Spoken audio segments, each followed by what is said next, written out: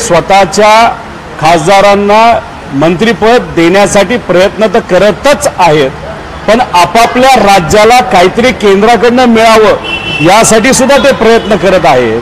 पण शिंदे साहेब असतील, अजितदादा असतील, हे जे महाराष्ट्राचे महायुतीचे नेते ते आपल्या राज्यासाठी काहीही मागताना दिसत नाहीत।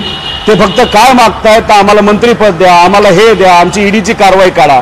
म्हणजे हे स्वार्थी लोक आहेत, फक्त स्वार्थपणा त्यांच्या मनामध्ये भरलेला आहे।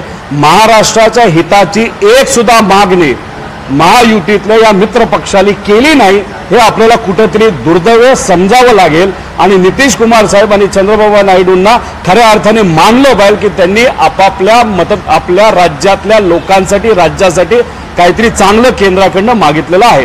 बारामतीत योगेंद्र पवार यांचे बॅनर लागलेले आहेत, या बॅनरवरती लिहिलंय की बारामतीचा नवा दादा, वादा तोच नवा दादा, अशा पद्धतीचे बॅनर्स लागले। कुठलाही बॅनर हा नेता कधी लावत नाही, कार्यकर्ते लावतात आणि अनेक कार्यकर्ते उत्साही कार्यकर्ते असतात। काही फार तरुण कार्यकर्ते असतात, त्यांना कुठला बॅनर लावावा, कसं लावावं हे कळत नाही। माझ्याही बाबतीत तसं झालंय, त्यांच्याही बाबतीत तिथं झालंय। त्यामुळे त्या बॅनरचं आणि युगेंद्रचं काय रिलेशन नसेल, माझा बॅनर कोणी लावला तर माझं रिलेशन नसेल। त्यामुळे बॅनरवर एखादा इंटरेस्टिंग मेसेज दिला त्याची बातमी होती, एवढ्यात कार्यकर्ता बिचारा खुश राहतो। त्याच्या पलीकडे जाऊन बॅनरला एवढं महत्त्व द्यावं असं मला तरी वाटत नाही।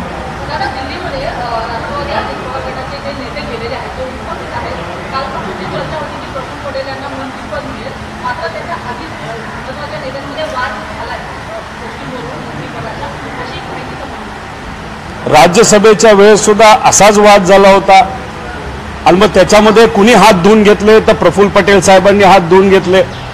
त्यांची टर्म 4 वर्षाची राहिली असताना सुद्धा 6 वर्षाची नवीन टर्म ही प्रफुल्ल पटेल साहेबांनी घेतली। दादांना त्यात काय मिळालं नाही, नेत्यांना काय मिळालं नाही। आत्ता सुद्धा जर तुम्ही बघितलं तर पटेल साहेबांवर जी ईडीली कारवाई होती ती कारवाई मात्र निघून गेली, पण दादांवरच्या कारवाई तशाच चालू आहेत, तटकरे साहेबांच्या कारवाई तशाच चालू आहेत।